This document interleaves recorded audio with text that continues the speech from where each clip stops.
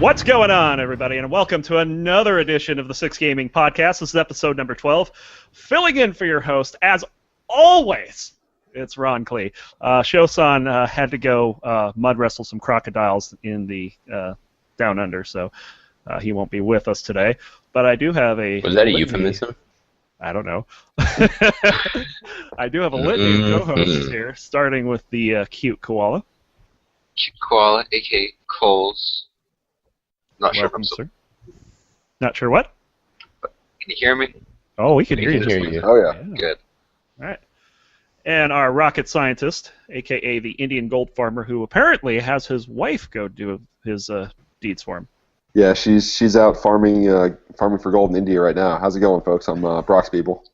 All right. And, of course, we have our gold goblin. Hey, what's up? It's Penn. And we are the Six Gaming Podcast. Again, show not here, but the show must go on, and we're going to start, as always, with... Good news, everyone! That's right, news!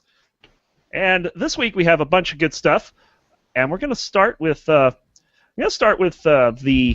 we reported last week on Steam doing paid mods for Skyrim. It didn't take long for that to... get undone, did it? Yeah, within just a couple days, there was a lot of backlash. And as I said last time, Gabe Newell was on Reddit, and he basically said, I had 35,000 messages when I stepped off a plane, so I know I pissed off the internet. And so they were saying, oh, we think it's right, and there was just so much negative backlash that finally they said, okay, even though we think it's right, clearly you guys don't, and we're listening to you guys, and we are refunding everyone who bought mods and removing the paid mod option, which is interesting because then what happened? Whoa, it's Show. Ah! Get out of here, Show. I made it! He must have defeated those crocodiles. He's emerged victorious. Well done, Show. So he they backpedaled, and which is fine because they did what everyone wanted, and then people attacked them for that. They're like, "Way to backpedal, guys!" It's like they just did what you wanted. No wins. Well, you only did it because the internet was mad at you. That's exactly the point. People were upset, so they made a decision to change what they were doing. That's what you wanted. Mm-hmm. Yeah, No no matter what happens in any situation, somebody somewhere on the internet is just going to be pissed about it.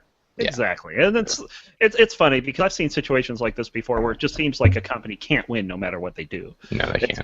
It's not their fault. I mean, they have I think what they're trying to do is actually a pretty good idea. You just don't put that into a community that's already had a free modding environment for who knows how long. Or you make it donate.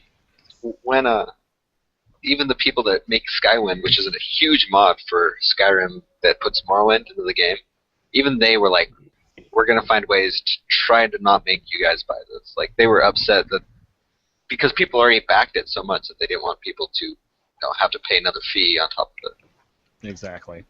So, I don't know. I think this idea can work, but they need to do it at day zero. They can't just say, like, hey, how long has Skyrim been out? It's been a long time. Like At least 3 to 4 years. Yeah. It's been out since like 2011, I want to say. It came out. I was laid off at one point and bought it to fill some time while I was not working. So that was at least 3 years ago. Yeah. Yeah. So anyway, that's Steam.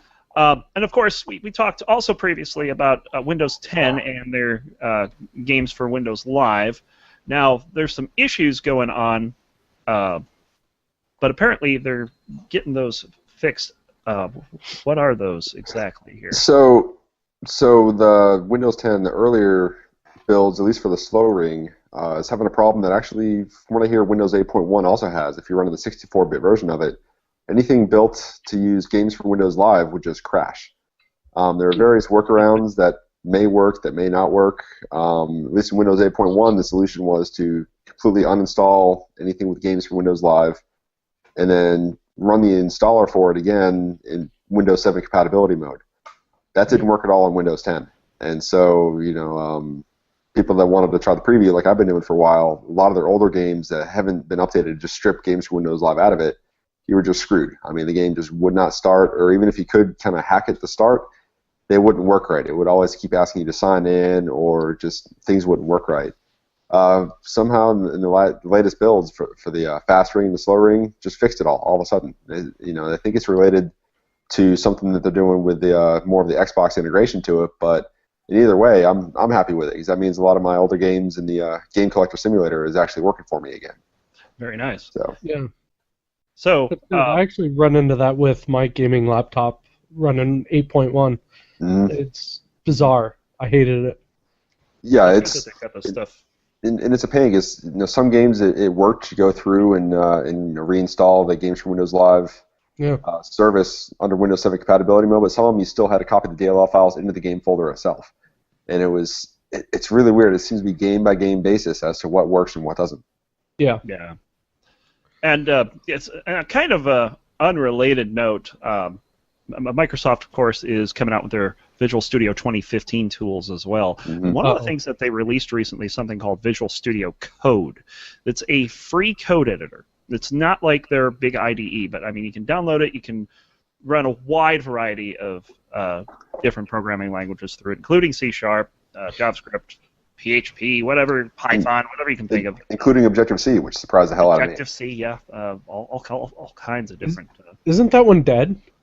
Objective-C? It's iOS. Yeah. Well, it's I've been led to believe that one died. it's dying. I mean, for iOS, Apple wants you to use Swift now, but Swift is so much in flux and ever changing, and still doesn't work right all the time that I'm sticking with Ron. stuff. Yeah. Does it run Rapture? I doubt it. What about Mobprog? I don't know anyone that would want to run that outside of IRE. Me either. Trust me, that's one of the reasons I got fed up with it. It's like, anyway. Moving on, we again going back to another story we ran a few weeks ago. This one's about the 2015 World Video Game Hall of Fame, and we now know what the 15 finalists are. Woohoo! Anyone good? Oh, they're all good. Yeah. There's 14 of them are good. Okay. And Coles knows which one I'm thinking that's not good. Oh God, no! Tell me they didn't. No. So here's the list. Here's the list. Angry They're Birds. going to. Really, Angry Birds? Angry Birds. I don't. Angry Birds. This is in alphabetical order, by the way. Yes. It's been credited with being basically starting the mobile gaming revolution. Okay. Then of course there was Doom, one of the first 3D shooters. Good. It was still holds up to this day. This one I kind of found interesting. This is, and I think this is more placed to the international audience. FIFA, a soccer game. No, FIFA's huge. Yeah, FIFA's a lot of people. Huge. On right Master now. System, specifically. Yeah, this was. It's been the most enduring series since its release in 1993. So this has been going on for. Yeah, I mean it beats Madden just by like several years, and that's it. Oh yeah. Yeah. And NHL didn't start until '94, I think. Yeah. Something like that. Yeah. The NES Legend of Zelda.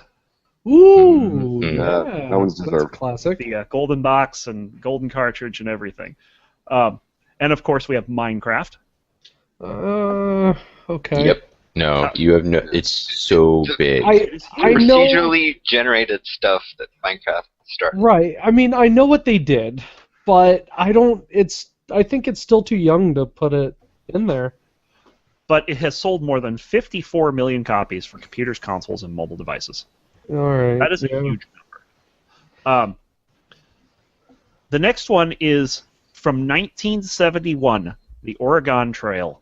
Yeah, Really? that one's got to I be did there. not know that was that old. Me Well, either. You've got Dysentery and Died. Yeah. Yeah. I played a Moving on. newer version of Oregon Trail. Yeah, The one there's one on There's a mobile devices. version, I know that. Mobile version of There's it. there's one called Yeah, the I think Oregon that's Trail, and it's about zombies. Oh, it's fine. It's just completely different. from the ones we grew up with. Yeah, it's not the same. Oh, I know that, yeah. So we got that. I never bought any food. I just bought all ammo and hunted. There you go. Make All your right. own food. And then we have Pac-Man. Yep, I knew that Now, was going to be now in for there. for those that are my age, you know that this was a cultural revolution. when it came. Absolutely. I mean, they came out with songs for it. There's like an album dedicated to Pac-Man. How many versions of Pac-Man were there at the Did time? you see the TV I mean, show Pac-Man? Yeah, I was going to say TV they had show like a Pac-Man. cartoon. Pac-Man, my God. the breakfast How many cereal. sequels did it have? There's a breakfast cereal. I mean, yeah, Yep. it was probably the biggest game I can think of in the 80s. I remember Yeah. playing a platformer version of Pac-Man, like PS1, I think it was. Yeah, That yeah. was an arcade game as well. Pac World. Pac-Man Land or Pac-Land. Or Yeah. something. Yeah, something like that. Yeah, and that had a Yep. couple sequels to it too. It was a platformer. It was actually pretty good. So there you have it. Pac-Man the flamethrower. Right. Now, I have no idea what the heck they were thinking, including Pokemon into this. All right, Well, come on. okay, you got to give it to them though. That one's kind of a like revolution for, like my sister's generation. That So as much as I talk down Pokemon, listen to some of these stats. As of 2014, the Pokemon series had encompassed more than 260 million copies of Pokemon games. Yep. 21.5 billion trading cards. Yep. Trading cards. Mhm. Yep. 800 television episodes and 17 movies. Yeah. I think the television show has been translated into 7 different languages. I think it is. I can't believe how many television episodes there are. And, I mean, and it's it brought us huge. the Poke Rap. Yeah, I mean, Well, as much as I agree with Ron on this one, it is kind of a revolution. yeah. I mean, it's you the can't modern deny version of Pac-Man in a way. it, pretty much. You can't deny it at all. Well, Yeah. it started like the Digimon craze, Yu-Gi-Oh craze. Mm-hmm. Like All all that this came spun from off of- Pokemon. Yeah. So. All right. And next By the up, way, each person who owns a copy of the game only has to own less than 100 cards for them to get that many trading cards. So it's not really as many as it sounds. Still, Mr. Mathematician back here running numbers. billion. That's a lot. Billions and billions. Was Atari's second arcade game called Pong. Pong, yeah, What was that's the an first absolute. That one's got to go in there in the first class. That pretty What is the much first one? started video gaming. I mean, it had to be in there. Yeah, Pong was huge. That's what started home consoles. I mean, Computer Pong was Space was the first one. really. Yes, that's the name of it. Never heard of it. I've never heard of it either. Yeah, that one's I new to feel me. bad because come on, this is history. Call us gamers, But man. But that game was released back in 1972. Home version debuted in 1975, which was a best-selling hit.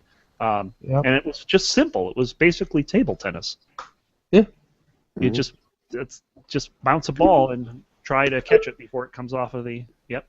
No, Exactly. on since we're on this topic though, did you guys watch the E.T. buried in New Mexico documentary? I did I not. haven't yet. Okay, you guys Didn't got to see it. watch it because they did a lot of interviews throughout that movie with the guys who started Atari and the guys who did Pong and the guy who did ET and all this stuff. And it's really interesting hearing what their intention was for Atari at the time and how they wanted to go about doing their business. It really is fascinating, to hear what it was and what they wanted and kind of what it's become today. Right. Yeah. Anyway. Apparently, Atari is trying to be coming back. Oh, that'll be interesting. Yeah. Well, they're just a software company right now. Yeah. Yeah. So we'll see what happens with that. Up next, we have The Sims, Okay, yeah. which I think is a good addition because I remember a lot of people just playing this. I never got the game myself. I've had it. I played it, but I never got into it. Started all I the know a lot of people simulations, Yeah. simulation games, Roller Coaster but there was- Tycoon, There was Sim. No, it didn't start it. It SimCity. was, No, before that. SimCity was. or there was SimCity, yeah. There was Sim Yeah. Earth. There was Sim lots Sim of That's Earth. things. right. That's And then The Sims came out, and then all of a sudden this was. So shouldn't SimCity be before The Sims? It was. It was well. Well, I mean on this list. Oh. I You think know it's what? Sim- I'm going to have to agree with Coles here because I thought SimCity was a much bigger game than The Sims ever was. It was. I think it The was Sims weird, was played but more. The thing is, The Sims appealed to a lot more casual gamers as well. Exactly. right. The Sims kind of hit that smaller market at the time, which, like he says, it was the casual gamers, the ones who just wanted to go in, play something, and leave.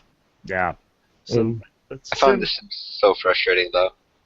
You would constantly be hungry and tired, and I couldn't do it all at once, so I just quit. yeah, that's why you put them in a pool and How then do take you away the rage ladder. quit The Sims? The Sims is like stressful. Like you So- can't play that for a long period of time. I think what happened was one of the Sims hacked Coles' account Yeah, that's exactly what it was. and stole all his simoleons. He still holds this Oh. grudge. You'd be To the surprised Friday. that actually happened. Next up, Sonic the Hedgehog. Yeah. Okay, I'll yeah, agree with you. perfect. Big game for Sega the Genesis. That's Sega one of Genesis. the pentultimate platformers, really. Space Invaders is on Yep. the list. That Yeah. one's on there. I think that has to be on there. It says it's one of the first games that had a high score table. Really? I didn't Yeah. know that. That's very cool. Very interesting. And then Sonic's counterpart on the Nintendo, Super Mario Brothers. Yeah, that's Okay. gotta I be- Yeah. think I know That's gotta be on discussion there. Along with Tetris. Yeah. Yep. Tetris. Tetris has to be on there. I mean, Absolutely. the Tetris effect. They have a medical condition named after this game. I would have given Tetris the first to have a high score table. I did not know it was Space Invaders. So Space Invaders was released in 1978, Tetris in 1984. So that's Is- 6 wow. years later. Is the Tetris effect like when you play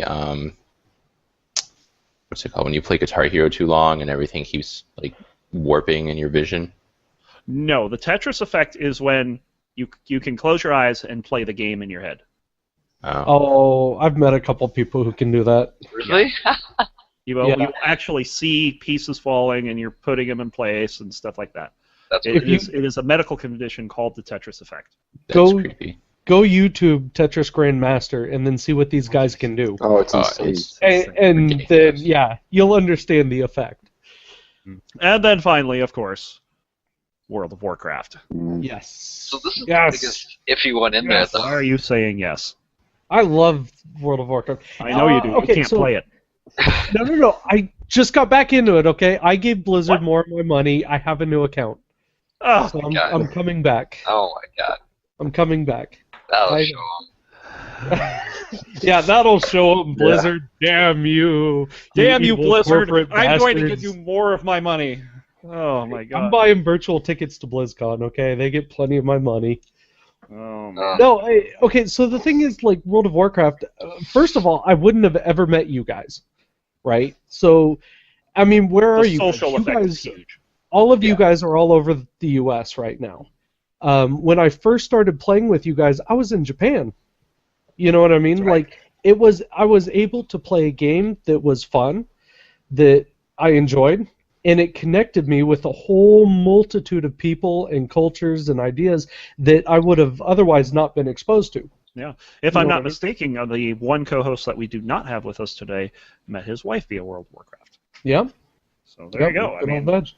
it happens. So. Although I did badger my wife into playing World of Warcraft, so now she's got a horde tune. Badger, so that's badger, the list. badger, badger. 2015 World Video Game Hall of Fame at the Strong in Rochester, New York. The ceremony will be June 4th, Thursday at 10:30 a.m. Oh, that's too soon for me to take a road trip. Can't do Right. it. So I'm looking at this computer space console. It looks so weird. I'm sure. Probably induced epilepsy at some point. Right. Like I that mean- Pokemon episode. They got banned. Right? Yeah. All right, so let's move on to Blizzard news. Of course, World of Warcraft releasing the 6.2 patch. We got a lot of stuff from that this week. We're going to start with Fun. Tanan Jungle. They have said that Tanan Jungle is going to basically be an improved Timeless Isle. Which is good. I love that stuff. Yeah. No, I remember I when I wasn't was a fan of playing. it. When I was playing Mists of Pandaria, and granted, this was during when I was working for the company out in San Francisco. I did not have a lot of time to play. And then the patch came out that introduced Timeless Isle, and I found myself playing Timeless Isle pretty much every day for a Yeah. while, Wow. for like a couple of months. And it I kinda really got me couldn't back into stand the it. game, but I really didn't like it. I did not like the way it was just. I don't know, and I think it was just because it was just so crowded. They filter everyone into one zone. Yeah, that's true. See, to me, it just seemed aimless and almost pointless. Yeah. Well- You know, it even more so than what a daily would be in World of Warcraft. Like, me, that was the grind, and I hated it. Well, I get, like, if they improve it the way that I think they need to, I like the way that you could kind of run around and suddenly something would happen and you could go see what it was. Like, you'd see some lights or people crowding around and you'd go see what it was and you'd go do That something. was kind of cool. Yeah, Yeah. rather that than was just cool. rather than go to a question or you go to an exclamation point, kill 10 somethings, bring back. Like, Yeah. My there was huge more problem- exploration. My huge problem with Timeless Isle is they used it as a replacement for dungeons. Like, you go to this zone, and there's no reason to even run a 5-man disband anymore after you go to the zone, get all your gear, then that's it. Then Well, you- I mean, they're Yeah. going to have the Mythic dungeons coming out with this as well, so Right. Well, I mean, granted, we're rehashing There- old content, but still, that's going to See- be new to some people. But I will give this to Timeless Isle, though. It did actually, for a while, unify chat. And that's something that Penth brought up is, you know, something's going on, and all of a sudden you would see it spammed in chat. Hey, get your ass over to this location. This is about to go down. You know, and people were working together. and That then was you had amazing. the griefers show up. And Yeah, and then it turned back into trade chat.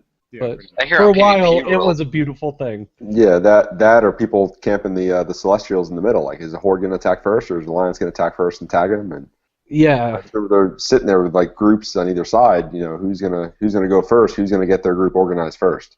yeah. I Yep, hear horror remember that. stories on PvP or PvP servers though in the summer. hmm Yeah, Oh, that- I can imagine. Yeah, there were a few times in OQ when I got pulled into a PvP realm, and it was pretty madness. Yeah, yeah, I have to.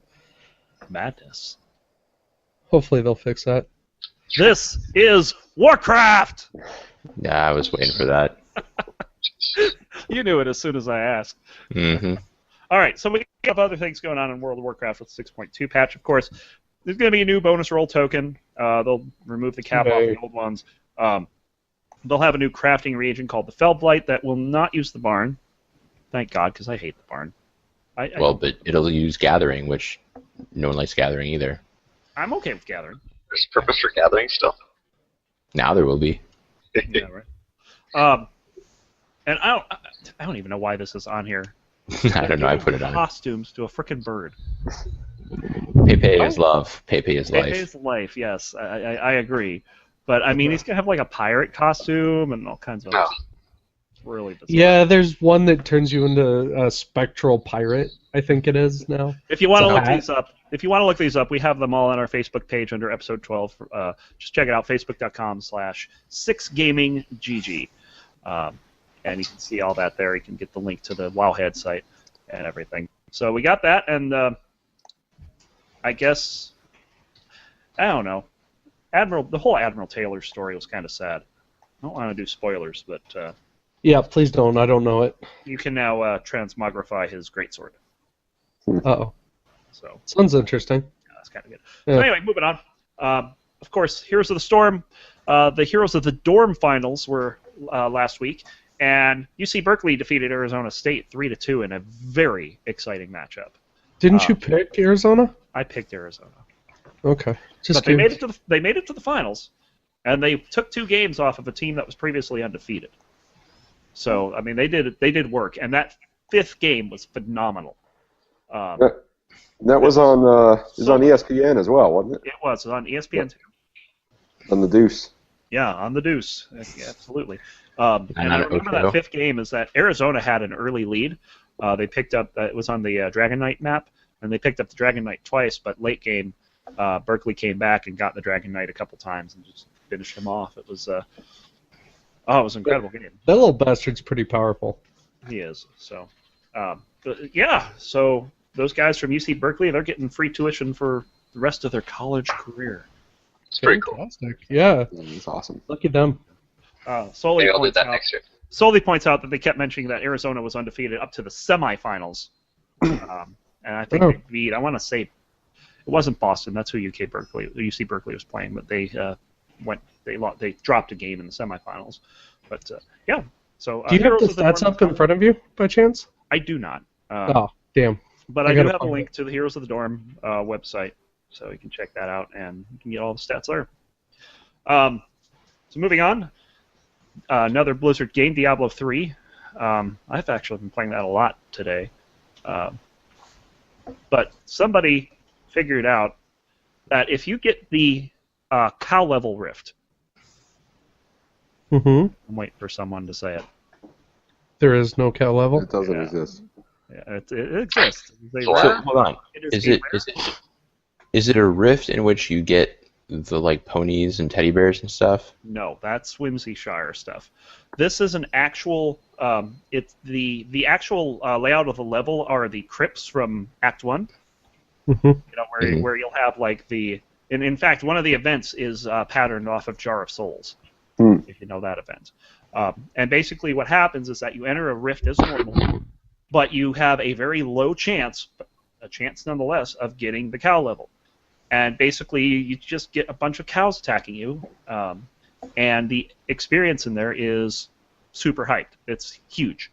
Now, this guy went in with all of XP boosts that he could get, including the Gem of Ease.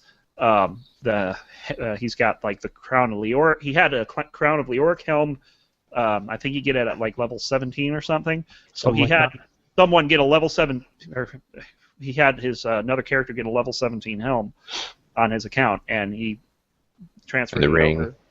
over. He got the ring, the Hellfire ring that gives experience. Anything that gives experience, he was wearing.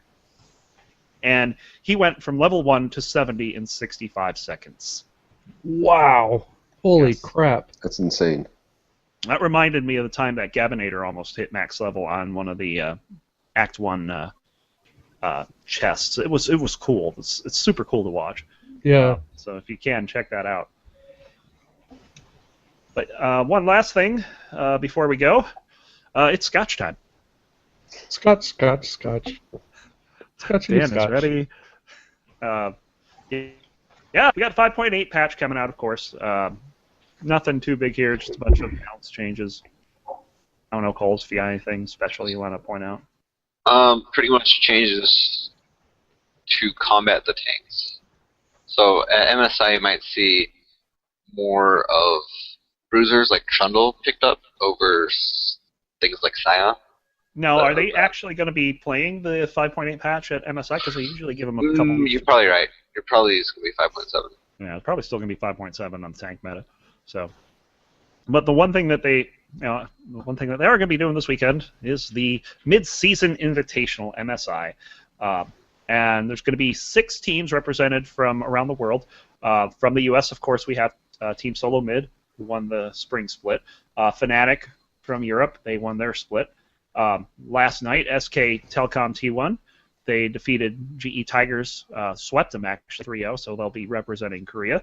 We got Edward Gaming representing China. We have the AHQ Esports Club. And I think that's what the Oceanic League that they have. That's AHQ is Southeast Asia. They're Southeast Asia. And then the international wild card was I don't know. Should I try to pronounce this? What do you think? It's the Russian team.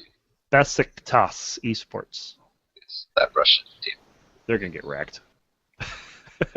What watches they come out and they just beat everybody? Yeah. So the game, of course, that we're all interested in happens Thursday at the end of the day. The very last game, SK Telcom T1 plays Team Solo Mid. So that's the game I'm looking forward to. TSM. Now, Fnatic and TSM is a good one too.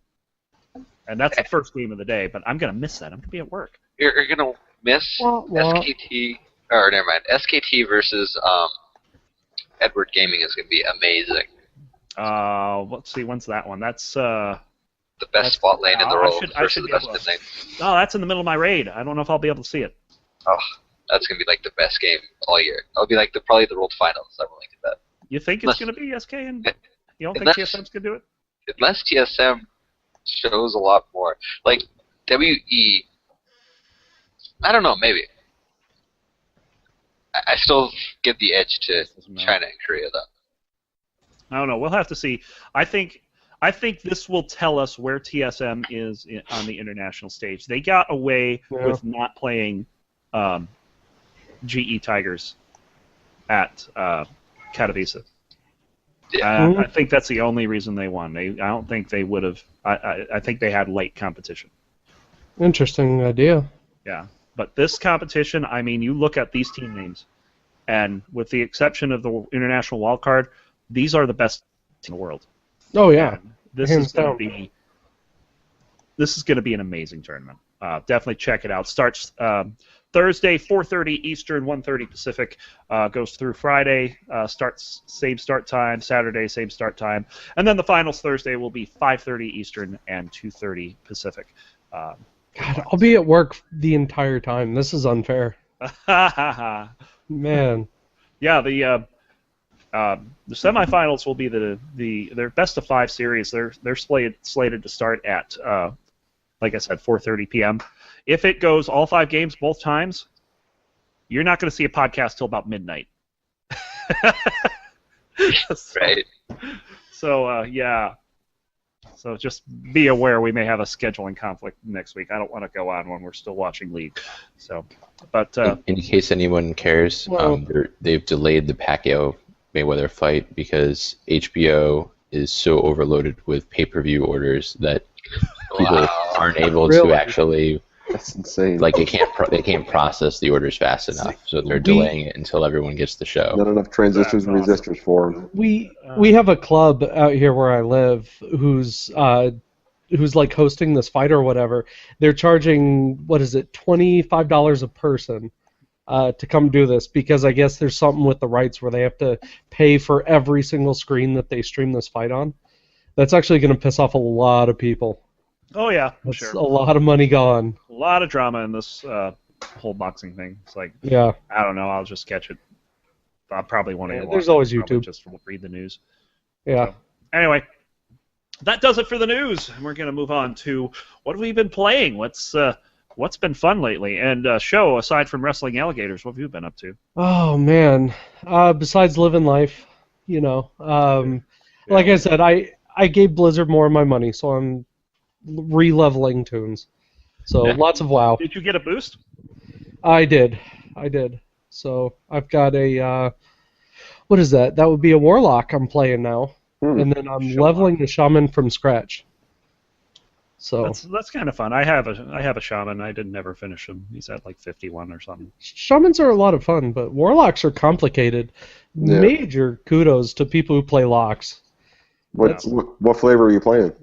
Demonology right now. I figure it will give me some survivability until I took on one of those rare mobs that's out there, and he literally stomped me. It was pretty bad. Jeez. Fear ... Fear ... What's hard? That's what I noticed. I had to spam fear and then keep attacking. Spam fear, keep attacking. Go into demon form, go ape shit for like 20 seconds. Nice. And then cast fear. It was Anyway. Wow. Cool. Wow. Anything else? No, my gaming life's been pretty lame lately, unfortunately. Even the idle game life? No. I still got it. He's opening it up. Yeah, let me see. All right, so Mr. Adventure Capitalist. Let's see where we're at here. Hang on. Hold on, I know the suspense is building. What are we at? There you go. I don't know. Can you guys... Welcome back, Capitalist. Yeah, so far I have made 66.298 octovigintillion dollars while I was away. What does that mean? I don't know. It's a very large number.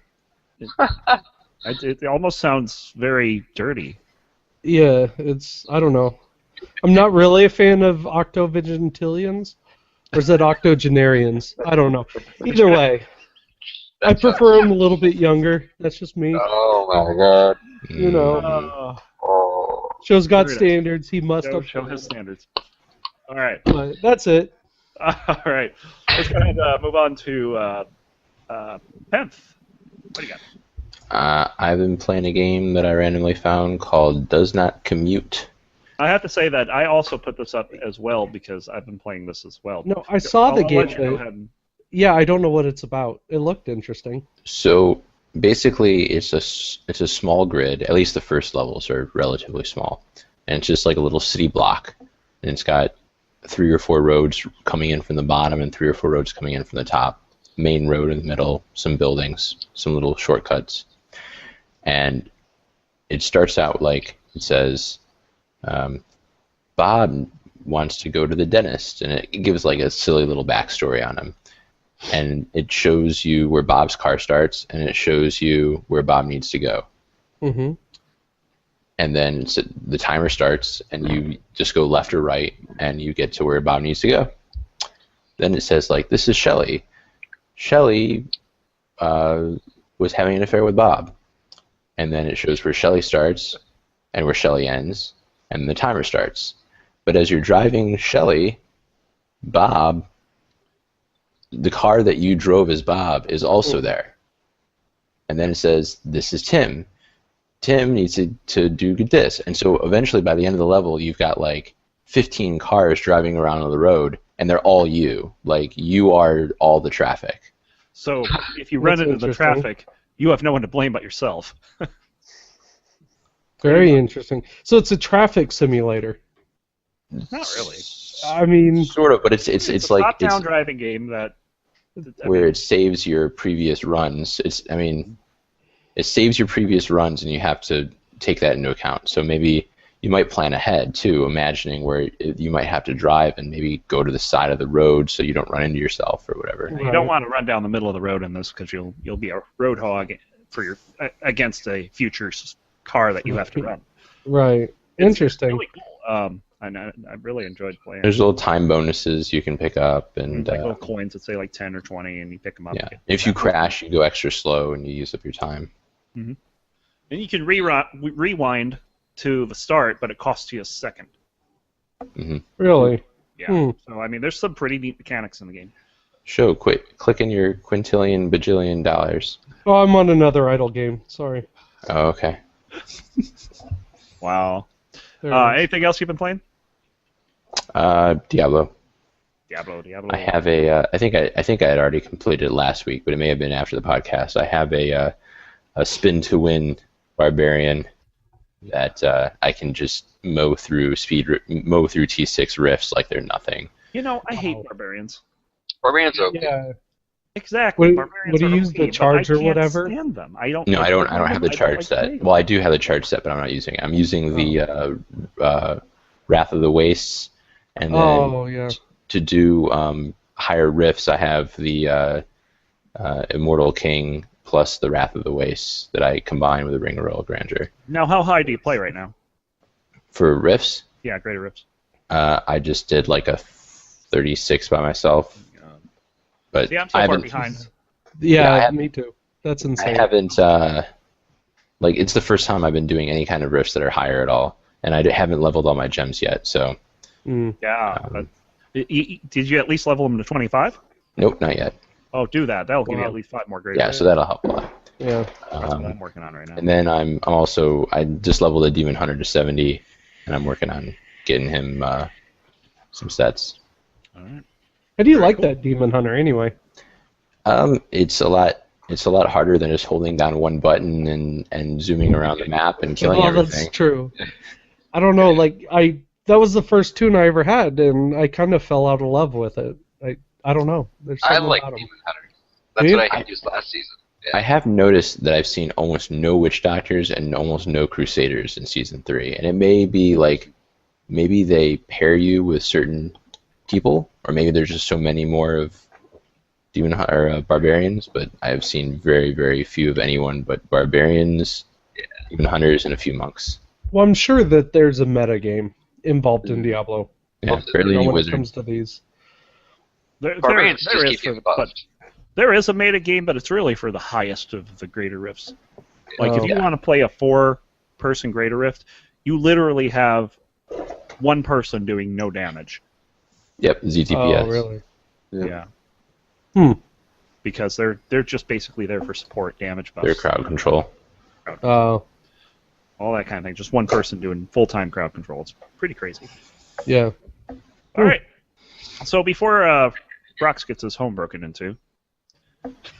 Yeah, I don't know. The dog's just kind of took off towards the back door. I'm not sure what's going on back there. Yeah. Well, what have you been playing? So I've been playing a lot of Trails in the Sky, or Legend of Heroes Trails in the Sky. Yeah, how was that? It's fantastic. And I got it on Steam. I just never played it. I had to put it down for a while because they had a bug for a long time that the developer refused to acknowledge.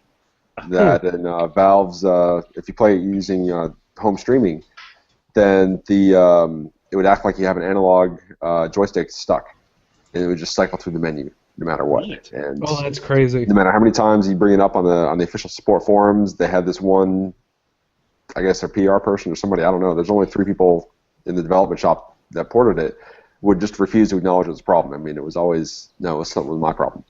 And recently, in the past couple of weeks, it spontaneously fixed itself without doing anything different on my part. So I've been playing that again. It's a lot of fun.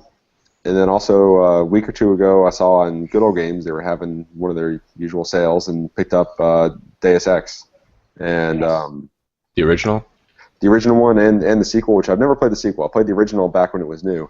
And thought, hey, the recent sequel or the old sequel? The Invisible War. Oh. Okay, yeah, that's the old sequel. Yeah, the old sequel. The one that everybody says is crap. And I figure, well, I played through Duke Nukem Forever, so it can't be that bad. Well, I don't know. Duke Nukem Forever did deliver on what they said. More Duke. Took them a while.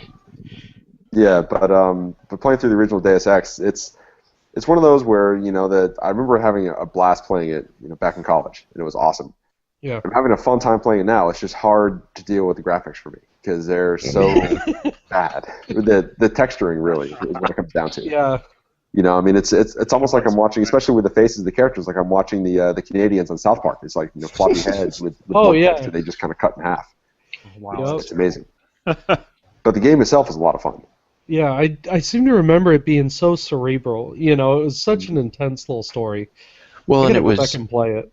It was one of the first games. And a lot of games are like, you have to help us. We're gonna die if you don't get here soon. And you can just stand in the hallway, go make yourself a sandwich, get a drink, take the dog for a walk, come back and keep playing the game. And here, they're like, you need to get here fast. And if you go do other things, you get there and they're dead. Yeah. Not only that, it was one of the first games that I played that actually, at least one of the first-person shooters that I played that gave you different choices of how to approach a situation. You can go in there guns blazing, or you can go in there and be, this little computer hacker guy that turns the environment against the enemies. Yep. Which I never played Thief, which I understand Thief in ways was similar, but I thought it was pretty cool at the time. Yeah, because I was terrible at first-person shooters. So I figured, well, if I don't have to actually aim and shoot anything and get it right the first time without just pissing them off, maybe I can attack computer systems and have a giant turret kill everything instead. So it was a lot of fun. It's been fun going back through it. Very nice. Awesome. All right. So, Coles. No, that's easy. Pokemon. Yeah. Moving on. How did you know? No. So, been playing a lot of Counter-Strike, going from Silver 3, I think, to Silver Elite. I'm close to whatever is after Silver Elite. I don't even know. You don't even know, huh? No. I thought Silver was good. I thought there was a Bronze. There's not even a Bronze, so I'm pretty much still Bronze. But then I played some League of Legends on my Smurf, got my promo series, and then skipped Silver 4, so now I'm Silver 3. So, very nice. Yes. Anything else going on? Not a whole lot, actually. It's been a pretty slow week. All right. Well, of course, I've been, like I've been saying, I've been playing the heck out of Hearthstone. Sorry, you stuttered. What did you say? Wait, Hearthstone. Hearthstone. Never heard of it. Yeah, I don't know Hearthstone. So, of course, the April season ended, and I happened to end on a winning streak, so I was rank 18. So nice. I got What rank did you get to? 18. At the end of last season, you did? Yeah. Oh, nice. Yeah, I had a 4-game winning streak to close out the season, so I got a bunch of stars. I got the card back, started at rank 22, and went on another 3-game winning streak, and within 3 games, I'm getting May's card back. So there you go. Yeah. And I just can't say enough about them putting this on the mobile phones. So I'm going to be playing this for a while. So already hit rank 20. It's kind of funny because I had a game against a priest. It was my second game, and what happened was I was playing as, I want to say, the shaman. I was the thrall. I was playing against Anduin, and apparently Anduin had nothing to play for the first 2 turns. So I had like 3 minions because I just played the one that summons the 1/1 boar. Yeah. So Anduin's 3rd turn, he hits my boar with +2 health and plays the ring and makes its attack damage equal to its health. So I now have a 3/3 boar. Wow. And then he like hovered over the boar for a second. He's like, and there's just like the game just stopped, and he disconnected. I'm like, what? What just happened? Whoops. It does make me wish that you could chat with your opponent, but I can see kind of why they didn't let it. I am glad that you can't chat with your opponent. That actually makes me want to play this game more than Legends, because there's no chat. There's no BMing. There's no BM. I mean, there's the emotes, but I mean, you can. They're very basic emotes. Yeah, you can only say 6 things to your opponent. So yeah. So that's Hearthstone. And then, of course, been doing WoW raids. We got our Beastmaster heroic kill on Thursday. Ooh. Yeah. We're now 310 heroic. And it sounds like the toddler has awoken. So I'm going to jump here, guys. I'll see y'all later. Yep. See y'all next week. Yep. Later. So yeah, we got that. We're still working on the Iron Maidens. Yeah. People just tend to die in stupid stuff. We should be able to get it eventually, but we haven't been doing that. One of the things that I wanted to talk about as well, of course, I've been back into playing Descent for the last several weeks actually, and one of the things that I have found is the guy that I play with a lot, he plays with mouse and keyboard. Yeah. And he was saying, "Oh, I'm having so much trouble with my mouse. Mouse just doesn't track, blah, blah, blah." Get a Sidewinder Pro. Well, the thing is that mouse is actually considered the superior controller in Descent right now. A lot of people do play joystick, but the mouse is... that's what most of the top pilots play with. Huh. So what happened was that the person who... so there's 2 different source ports of Descent right now. One of them is called Rebirth, and then there's this one called Retro, which is like a mod on top of Rebirth. And Retro is the competitive mod that they're playing with right now. So the person who runs that mod said, "Yeah, I can see what the problem is. I don't have a lot of time to fix it, blah, blah, blah." So yours truly delved into the source code, figured out what the problem is. So in Descent, what makes Descent different from most first-person shooters is that when you go to turn your ship, you can't instantly turn it around 180 like you can in, like, say, most first-person shooters, like a ground pounder or something like that. And the reason for this is that on every frame, it checks to see how fast your mouse moved. If it's faster than the allowed turn speed, anything above that limit is thrown out entirely. So what this guy's doing is he's whipping his mouse across the mouse pad, and it takes like maybe 1/10 of a second for him to do that. So his ship only turns for 1/10 of a second, and that's it. Oh. So what's worse is that because this is such an old game, they never thought that there'd be such insanely high frame rates. It's gotten to the point where Descent's frame rate has outpaced the polling rate of the mouse. Nice. Wow. So, I never thought we'd see that day.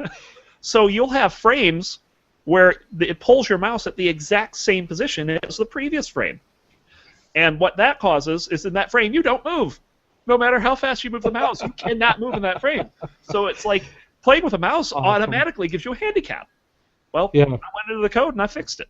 So hopefully very soon there's going to be a patch to Retro, it's 1.4, that will have this fix in it, and mouse players will be able to do their thing. Wow. So you're an accomplished add-on developer for WoW. Uh-huh. And now you're apparently an accomplished Descent programmer. That's right, bitches. There is no end to your amazement. Yep. And then, of course, I have played a bit of Does Not Commute, as Dan said. I only played, like, the first 3 levels. It's something you have to actually sit down and play. It's not something you can really play casually like most mobile games, but it's definitely worth your time if you want to grab it. I love the 6-year-old on the boat. That was great. Uh-oh. There's a 6-year-old piloting a boat in the game. As soon as you said that, my mind flashed into a Grand Theft Auto scene. Oh God. Yeah. Moving on. Did it involve Trevor? You can. It's a maybe. It's a free game, but if you pay, then you get checkpoints. So like if you play the free version, then you have to restart from the beginning every time you play it. I was wondering what the paid version was. Interesting. Yeah, the paid version is like you can start on the 2nd city or the 3rd city or whatever. Yep. And then of course last Sunday, Ron's Bronze plays with Colza's latest Smurf, and I don't know. I didn't feel like I played all that well, but it was enough for 3 wins. Hey, there you go. That's good. 3-0, ready to hit my series. So I'll be bronze 300 league points. If we can win the series on Sunday, I'll put it to at least bronze 2. Yeah. Hell yeah, man. Go Ron. Maybe we can skip bronze 2. I don't know. I had a pretty bad start to bronze 3 and lost a couple games at 0 LP, so I don't think I'll skip. So. I'm just glad I didn't get demoted. Man, when I was playing and I lost those games, I probably should have been demoted the way I was playing it. They were bad games. Ouch. They were really bad games. So, but yeah, 3 straight Morgana games. That's kind of rare because Morgana gets banned a lot. Yeah. So, but yeah, cool. I know she's become the popular cannon fodder these days. Mm-hmm. Alto Nautilus. That's it for gaming, folks. That's what we're playing. So. Let's move on to the 6 Gaming Roundtable. We pick a discussion every week, and we talk about it. And Dan's going to introduce us this week because he's having trouble putting it into words. If he's here. I think he's off dealing with the family. Some more sketch? I think he's dealing with family, more than likely. So that's fine. Man. So real quick, we'll do one that I thought about as I was trying to come in until he's here. So I posed the question to you guys, how much would you invest into a gaming venture?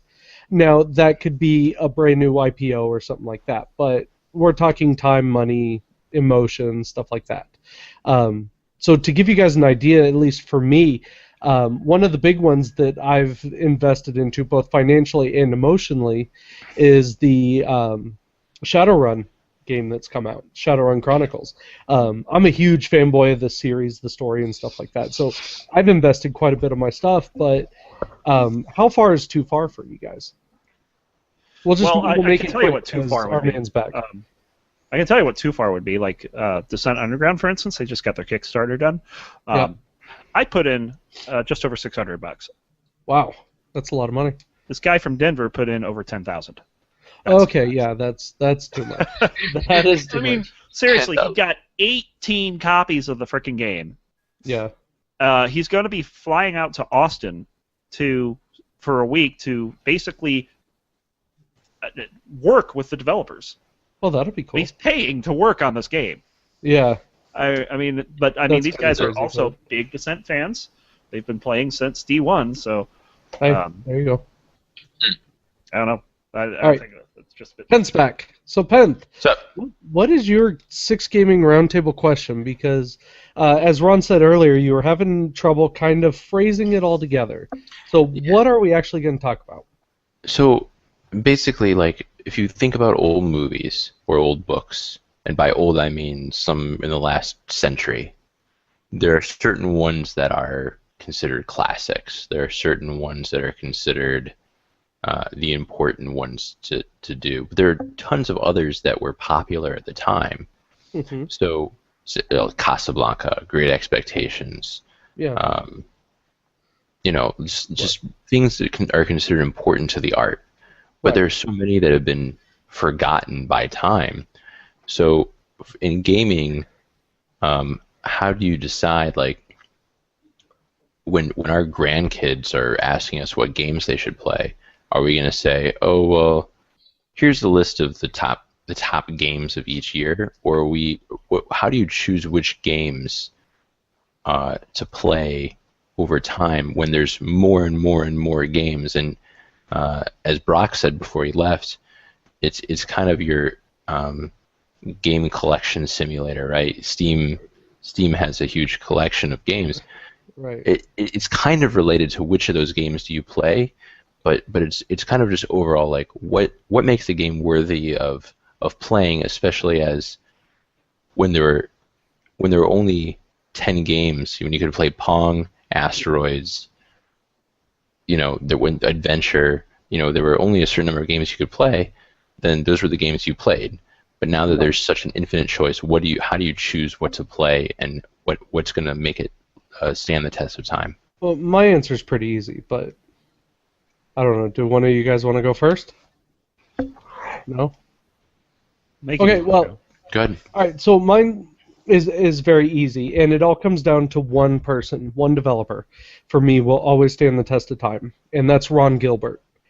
Pretty much every game Ron Gilbert's ever put out for me is always going to be within the top 10.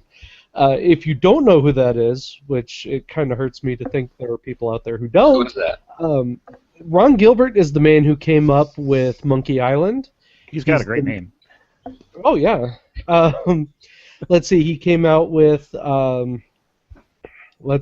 was Monkey Island, there was Sam and Max, there was, Grim Fandango? Grim Fandango was one of his. He was like the lead developer for Lucas Games when that was, still its own company before they got taken over by Disney bastards. But yeah, like all of his games are fantastic. Day of the Tentacle. If you guys haven't played that, oh god, please go download DOSBox, find yourself a copy of Day of the Tentacle. It's Full hilarious. But that's just me. Again, though, it's kind of hard because you kind of brought it up like movies, and there are so many classic movies, and everybody has their own take on it. It's almost hard, like you said, with an infinite choice to really boil it down. Games for me are stuff like Myst, would always be in my top 10. Riven will always be in my top 10.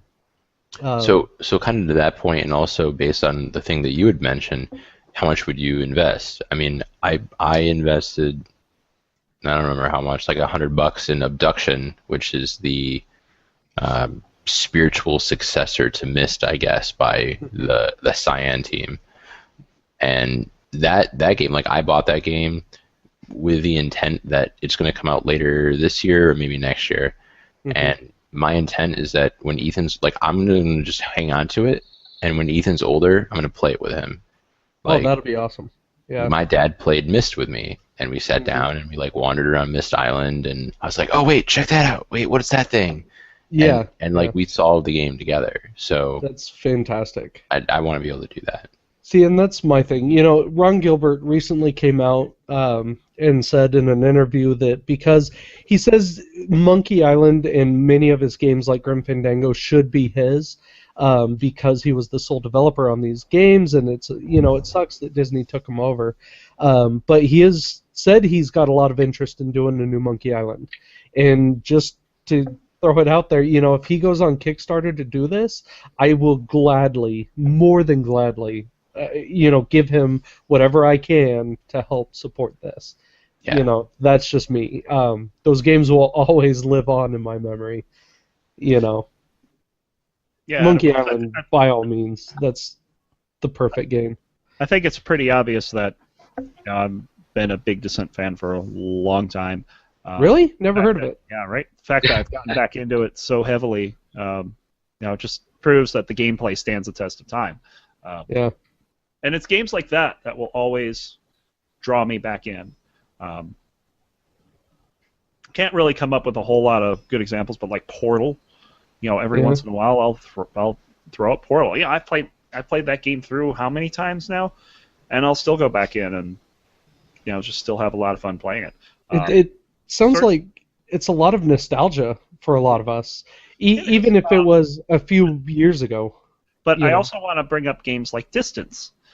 Distance, of course, this was the spiritual successor to Nightronic Rush, which is a spiritual successor to San Francisco Rush 2049 for the SNES.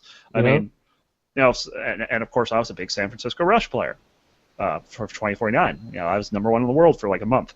It's great. So, I mean, I guess you're kind of right that it just comes back to all the nostalgia. Now, with that said, I've been playing World of Warcraft for how long? Oh, 9 years. November, it's going to be. And I've done that without any significant breaks. I've never deactivated that account. That account's been running for that amount of time. I've been playing it for that amount of time. Diablo 3, I'm always coming back to. In fact, I forgot to even mention that in my gaming section. I'm been running a wizard this season, and I don't play it nearly as much as most of the people I know play it, but I'm still playing it enough to. I'm now back into Torment 6 again. And what set are you running? Huh? What set are you running? Firebird. Yeah. Yeah, I got the full Firebird set. I can't. Like, I have my non-seasonal wizard. I have Firebird, and I can't run 6. Well, I also have a good set of rings. Well, and Ron has said numerous times he's unbelievably squishy. He is very squishy. Very but squishy. He's starting to approach 20 million toughness. I mean, he's able to stand up to Torment 6.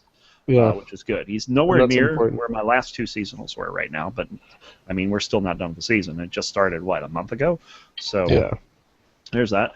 I mean, when I played Achaea, my wife got me into that, but I had been playing text-based MUDs back in 1995. In fact, even before that on CompuServe. That was kind of almost a nostalgic thing. Mm-hmm. I don't know if I'd go back to a text-based MUD these days because I've got so many good games that I could play. Yeah. But you should come back as Roncli. Oh God, no, not happening. Never happening. Too much drama. Not enough time for it. But yeah, Coles.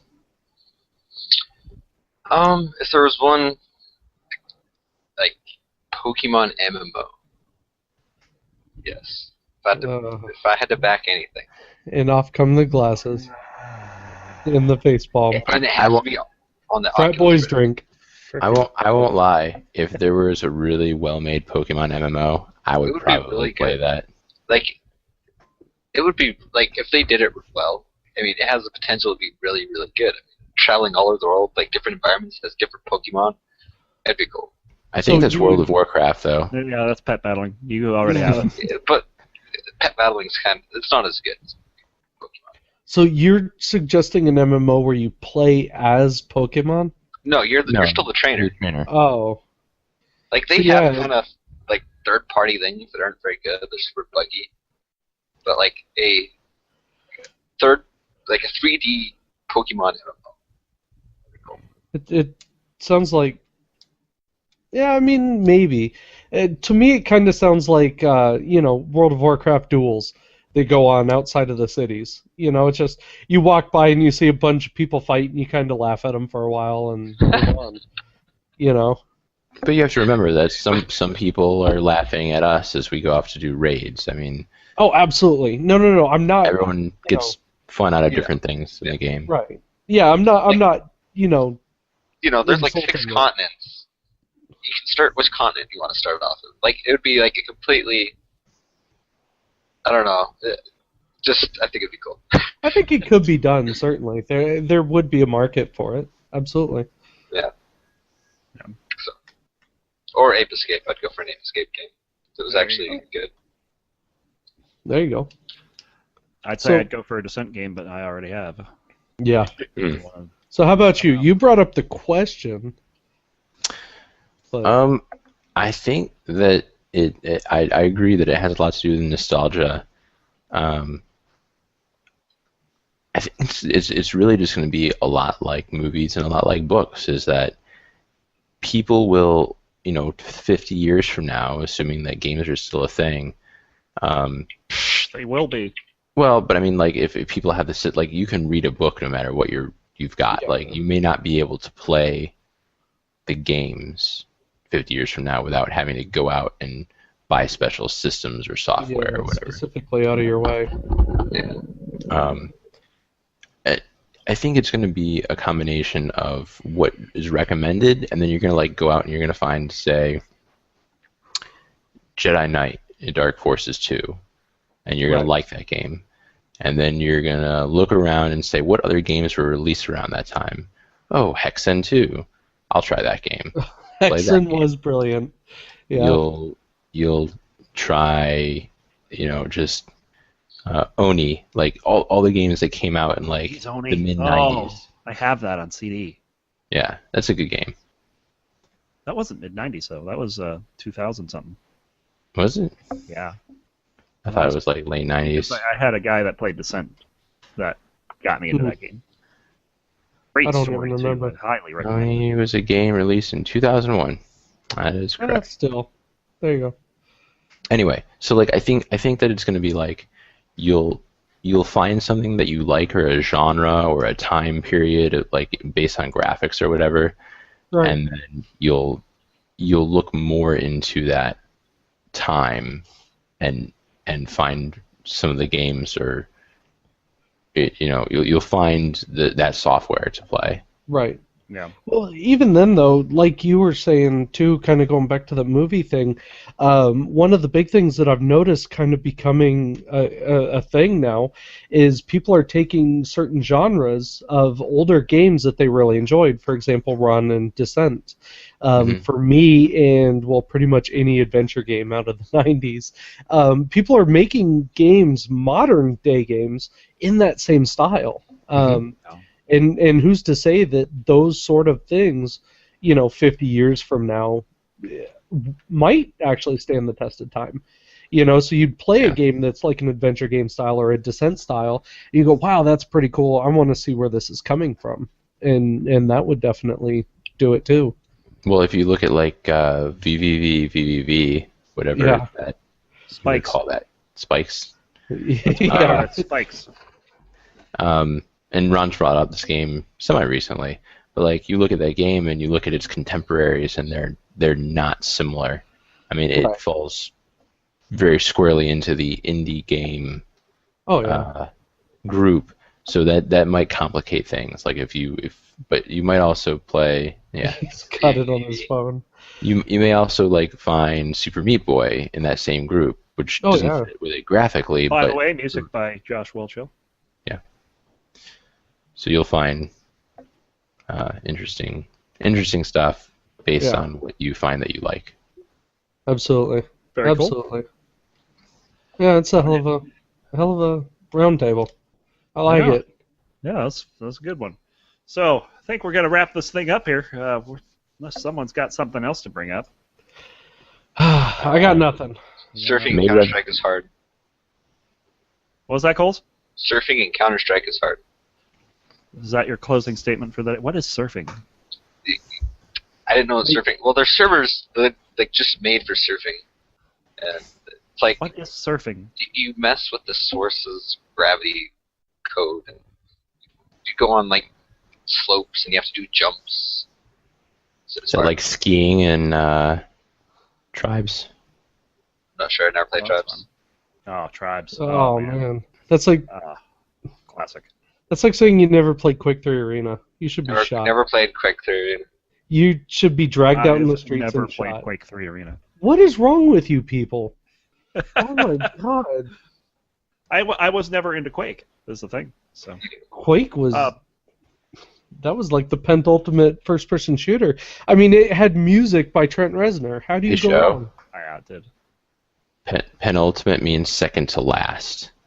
Oh, Just well, so you know. top.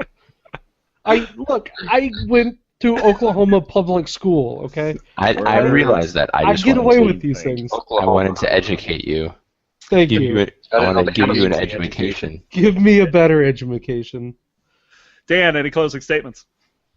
In the 6th round, Pacquiao was the aggressor, and Mayweather is trying to rope a dope. Interesting. Ah. We shall see. Show. Yes. Any closing statements from the Outback? Negative, except I used Pentultimate twice incorrectly in today's show. Yes, you did. Well done. That's my closing statement. Well done. Nice. And for me, not a whole lot to add. So we're going to wrap this up for the Six Gaming Podcast. I'm Roncli. I am your host, as always, Showsan. I'm Penth signing off for Brox, the Gold Goblins. And Mr. Cute Ham Koala. Coles, the random koala. The cute koala. The cute, And- random cute koala. Yes. We And were we'll going to see have you the all. fancy Murloc tonight, but she couldn't make it, so hopefully another time. Oh, yeah, Lorna. All right. foreshadowing. All right, so maybe next week we'll get some Lorna action. So until then, see you bye.